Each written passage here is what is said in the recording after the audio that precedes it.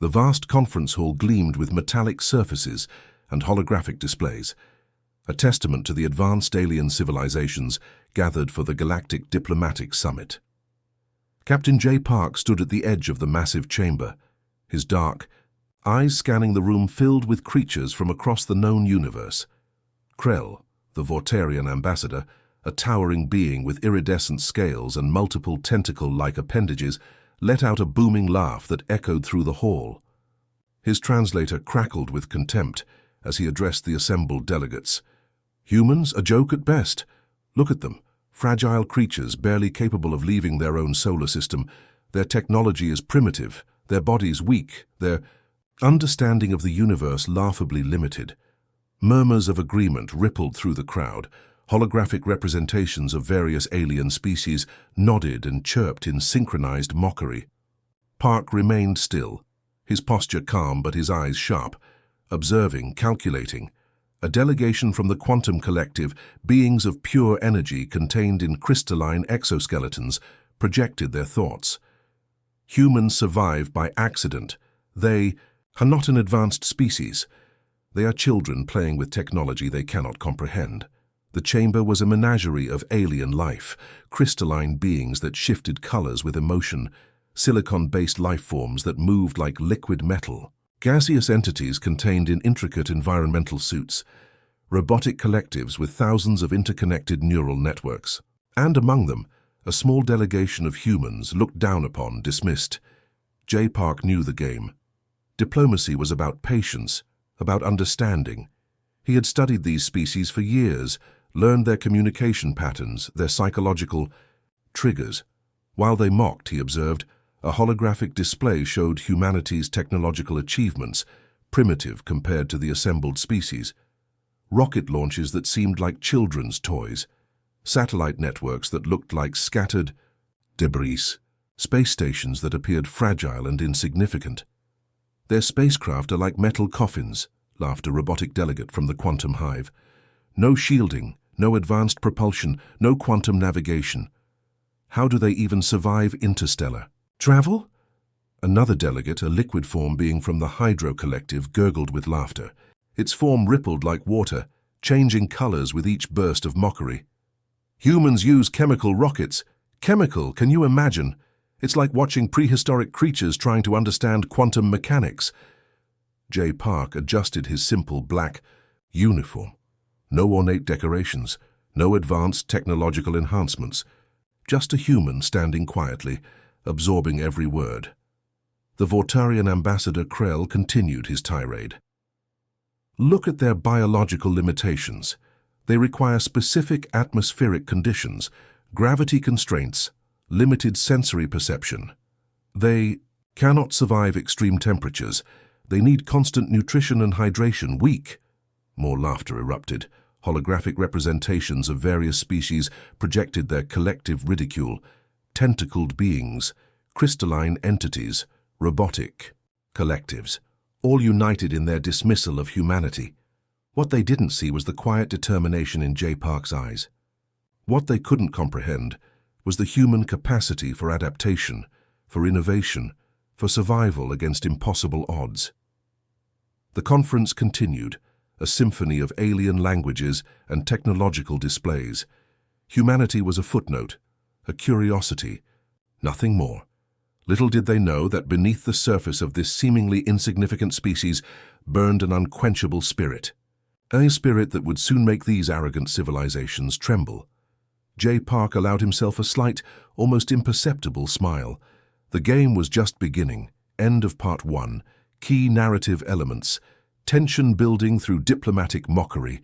Diverse alien species representation. Focus on human potential. Subtle character development. Engaging descriptive language. Hints of future conflict. The USS Horizon drifted silently through the electromagnetic storm, its hull crackling with static discharge. Engineer Sung Kim hunched over the main console, her fingers dancing across holographic interfaces as warning lights flashed crimson and amber. "Radiation levels increasing," she called out, her voice steady despite the mounting tension. "We're approaching the critical zone of the Crimson Nebula. Captain J. Park gripped the command chair, his eyes locked on the swirling cosmic storm outside. No ordinary spacecraft could survive these conditions, a region where most advanced alien vessels feared to travel. Suddenly, a massive shadow emerged from the electromagnetic chaos. The Vortarian battle cruiser, the same type that had mocked humanity at the diplomatic summit, was dying. Its advanced shielding systems were collapsing, hull breaches spreading like a cancer across its massive frame.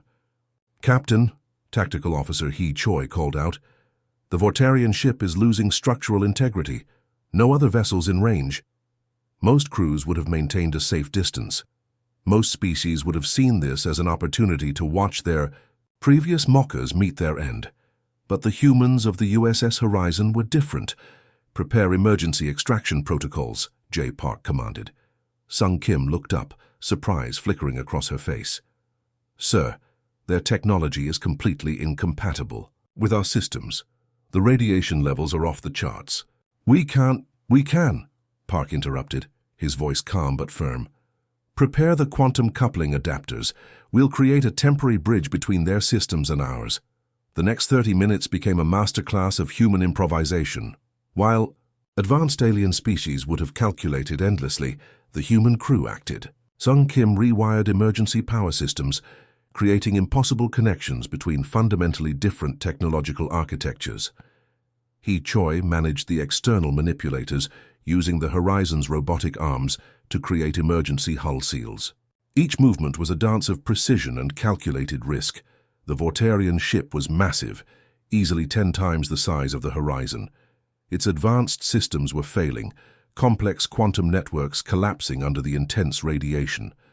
But human determination was about to prove something extraordinary.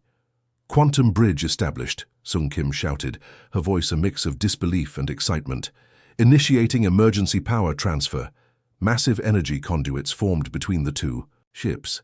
The Horizon's relatively simple systems began feeding complex stabilization energy into the dying Vortarian vessel. It was like watching a small generator jumpstart a massive industrial complex. Alarms blared. Radiation levels spiked. The entire ship vibrated with intense energy transfers. Most crews would have abandoned the mission. Most species would have calculated the risk as too high, but humans operated differently. "Structural integrity at 22%, He Choi reported. "Their main quantum core is moments from total collapse." Captain Park remained calm. "Continue transfer. We're not leaving them behind." The next few minutes were a testament to human will. Through pure engineering creativity, they stabilized a ship that should have been impossible to save. No advanced calculations, no complex predictive models, just pure adaptable human problem-solving. As the radiation storm began to clear, the Vortarian vessel hung suspended, saved by a species they had moments ago dismissed as primitive. Inside the alien ship, surviving crew members stared in absolute shock. Humans, the species they had mocked, had just performed a rescue that defied every known technological limitation. "Rescue complete," Sung Kim said, a hint of pride in her voice. Captain J. Park allowed himself a small smile. The universe was about to learn a valuable lesson about underestimating humanity. End of Part 2. Key narrative elements: high-stakes rescue mission, technological improvisation, human determination, unexpected problem-solving, tension and drama, subtle character. Development: the aftermath of the rescue reverberated through galactic communication networks faster than light itself. The Vortarian vessel, once a symbol of technological superiority, now owed its existence to the very species they had ridiculed. Tactical Specialist He Choi stood in the Horizon's Strategic Command Center, holographic displays dancing with intercepted alien communications. The data streams told a story of confusion, disbelief, and growing concern among the galactic powers. "They're analyzing our rescue," Choi muttered to Captain J. Park, "and they don't understand how we did it." The truth was simple yet profound. Human adaptability was their greatest weapon, a fact no advanced civilization had yet comprehended. Where other species saw limitations, humans saw opportunities. Where sophisticated algorithms failed, human intuition prevailed. A transmission crackled to life. The quantum collective's representative appeared, a being of pure energy contained within a crystalline form that shifted colors with emotional states. "Explain your intervention," the being demanded, its voice a mechanical resonance that vibrated through the ship's communication systems. Captain Park leaned forward. "We don't leave anyone behind, not even those who would consider us inferior," the P. Response was unexpected. The alien's crystalline form flickered, a sign of profound confusion. Across multiple star systems, military strategists and diplomatic councils began reviewing the rescue. Detailed analysis showed something unprecedented. The humans had used minimal resources, unconventional techniques, and pure problem-solving creativity to accomplish what no advanced civilization thought possible. Sung Kim, the ship's engineer, had already begun documenting their improvised rescue techniques. Her notes would become a revolutionary manual of adaptive engineering, a document that would challenge everything known about technological problem-solving. The first confrontation came unexpectedly, a border skirmish near the Crimson Nebula, region typically controlled by the most advanced alien military collectives. A small human reconnaissance team found themselves surrounded by 3 different alien battle groups. What happened next would become legendary, using nothing more than modified communication arrays and ingenious tactical positioning. The human team turned a certain defeat into a strategic masterpiece. They used the aliens' own communication networks against them, creating holographic decoys, jamming sophisticated tracking systems, and exploiting minute technological vulnerabilities. "They're not fighting," He Choi observed during the engagement. "They're solving a complex living puzzle." The battle lasted less than 17 minutes. When it concluded, the human team hadn't destroyed a single enemy vessel. They had simply rendered them completely inoperable, their advanced systems confused, their coordination shattered. Intelligence reports began circulating. Whispers of human capabilities spread like wildfire. The species once considered a joke was now being studied with growing concern and respect. The Vortarian leadership, still processing their unexpected rescue, found themselves in an impossible position. Their entire military doctrine, built on technological superiority, was being challenged by a species they had dismissed as primitive. "They adapt faster than our most advanced predictive models," one Vortarian military analyst reported, his tentacles trembling with a mixture of fear and grudging respect. Captain J. Park understood something fundamental. This wasn't about military might. This was about perspective. Humans didn't see obstacles, they saw challenges to be solved. Back on the horizon, the crew worked with a quiet, determined energy. No grand speeches, no dramatic declarations, just continuous, relentless problem-solving. A transmission arrived from the rescued Vortarian vessel. Its commander, the same one who had once mocked humanity, requested a diplomatic communication. The tide was turning. Slowly, inevitably. Humanity was no longer just surviving. They were beginning to thrive. End of Part 3. Key narrative elements. Strategic problem-solving, technological adaptability, unconventional warfare, human ingenuity, shifting power dynamics, subtle tension building. The galaxy trembled on the edge of transformation. Alien civilizations watched in growing horror as humanity's true potential began to unfold, a potential they had spectacularly underestimated. Deep within the Quantum Research Facility, a massive orbital platform housing the most advanced technological minds in the known universe, something unprecedented was happening. Human researchers had been invited, more accurately, reluctantly permitted, to participate in a collaborative project. Dr. Yoon Kim, a quantum physics specialist from Earth, stood before a holographic interface that would make most species dizzy. Her fingers moved with a rhythm that seemed to defy conventional understanding. Where alien researchers saw complex calculations, she saw patterns, living, breathing solutions that danced between mathematical possibilities. "They're watching me," she muttered to herself, fully aware of the numerous alien observers monitoring her every move. The project was seemingly impossible, developing a universal communication matrix that could bridge fundamentally different technological platforms. Previous attempts by advanced civilizations had failed spectacularly. Thousands of years of research had produced nothing more than complicated dead ends. Yoon Kim solved it in 3 weeks. Her solution wasn't just elegant, it was revolutionary. She didn't approach the problem like a traditional scientist. She approached it like a human, creative, adaptive, willing to break established rules. Simultaneously, across different star systems, similar scenarios were unfolding. Human teams were solving problems that had stumped entire civilizations for centuries. A massive asteroid field near the Crimson Nebula became a testing ground. Where advanced alien mining technologies had failed, a small human exploration team developed a groundbreaking extraction method using modified electromagnetic pulse generators and adaptive robotic systems. The USS Horizon, now legendary among galactic communication networks, continued its mission of exploration and unexpected problem-solving. Captain J. Park had transformed the vessel into something more than a spacecraft. It was a symbol of human potential. Military strategists from various alien civilizations began intense study sessions. How could a species they had dismissed become such a significant threat? The answer was frustratingly simple. Humans didn't see limitations. They saw challenges. In the Galactic Council chambers, tensions reached a critical point. Holographic representations of various alien species flickered with a mixture of fear, respect, and growing panic.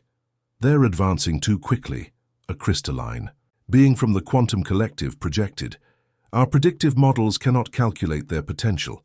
Another delegate, a gaseous entity contained in an intricate environmental suit, responded, "They don't follow any established technological progression. They're unpredictable." Unpredictability was humanity's greatest weapon. Strategic analysis revealed something shocking.